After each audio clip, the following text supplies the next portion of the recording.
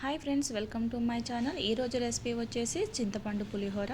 ఇది పిల్లలకు లంచ్ బాక్స్లోకి యూజ్ చేసుకోవచ్చు. ఇది వారం 10 రోజులు కూడా నిల్వ ఉంటుంది.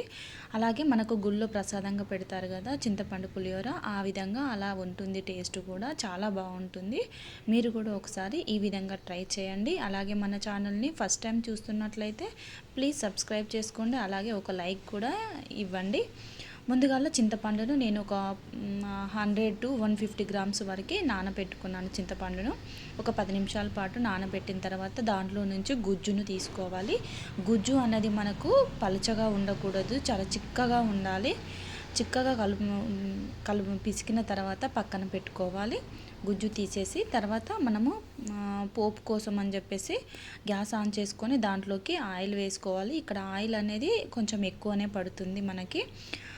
ఆయిల్ వేసుకున్న తర్వాత దాంట్లోకి జీలకర్ర, ఆవాలు, కొంచెం శనగపప్పు, మినపప్పు వేసుకొని అవి దోరగా ఫ్రై చేసుకోవాలి. తర్వాత మనము ఒక గుప్పడాన్ని పల్లీలు కూడా తీసుకోవాలి. ఆ పల్లీలు కూడా కొంచెం ఫ్రై చేసుకున్న తర్వాత ఒక ఎండుమిర్చి, ఇక్కడ మనం ఒక 10-12 వరకు ఎండుమిర్చి తీసుకోవాలి మీ కారానికి తగినంత.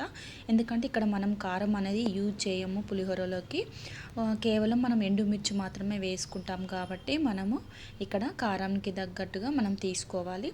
తర్వాత కొంచెం కరివేపాకు కూడా తీసుకొని మొత్తం ఒకసారి ఫ్రై చేసుకోవాలి. ఫ్రై అయిన తర్వాత ఇక్కడ కొంచెం పసుపు కూడా వేసుకున్నాను. నేను ఇక్కడ ఒక టేబుల్ స్పూన్ వరకు వేసుకోవాలి. వేసుకొని అంతా ఒకసారి ఈ విధంగా కలుపుకొని పసుపు అనేది పచ్చి వాసన పోయేంత వరకు కూడా ఫ్రై చేసుకోవాలి. చేసుకున్న తర్వాత మనము ఇక్కడ గుజ్జు తీసుకొని పక్కన పెట్టుకున్నాం కదా చింతపండు అనేది, ఆ చింతపండును నెమ్మదిగా పోసుకోవాలి. అడుగున కొంచెము మనకు చింతపండు ఒక్క లాంటిది ఉంటుంది కాబట్టి అది కాకుండా ఇలా పోసుకోవాలి. లేదనుకుంటే మనము జాలి గంటె ఉంటుంది కదా, ఏమంటారు, టీ వడబోసే జాలి ఉంటుంది కదా, దాంతో కూడా వడబోసుకోవచ్చు. ఈ విధంగా వడబోసిన తర్వాత మొత్తం ఒకసారి కలుపుకొని టేస్ట్కి తగినంత ఉప్పు వేసుకోవాలి. ఇక్కడ మనకు ఎంత పడుతుంది అనేది చూసుకొని వేసుకోండి. సరిపోకపోతే ఒకసారి టేస్ట్ చూసుకొని కూడా మళ్ళీ వేసుకోవచ్చు.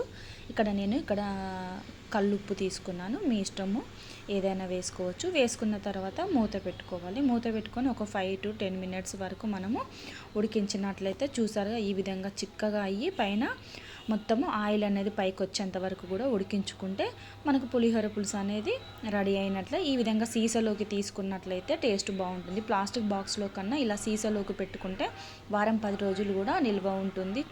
అలాగే ఖరాబ్ కాకుండా మంచిగా టేస్ట్ బాగుంటుంది. ఇలా వేడివేడి అన్నంలోకి కానీ లంచ్ బాక్స్లోకి కానీ అప్పటికప్పుడు మనం కలిపి పెట్టుకోవచ్చు. మార్నింగ్ హడావిడి లేకుండా పిల్లలకు పెట్టవచ్చు లంచ్ బాక్స్లోకి.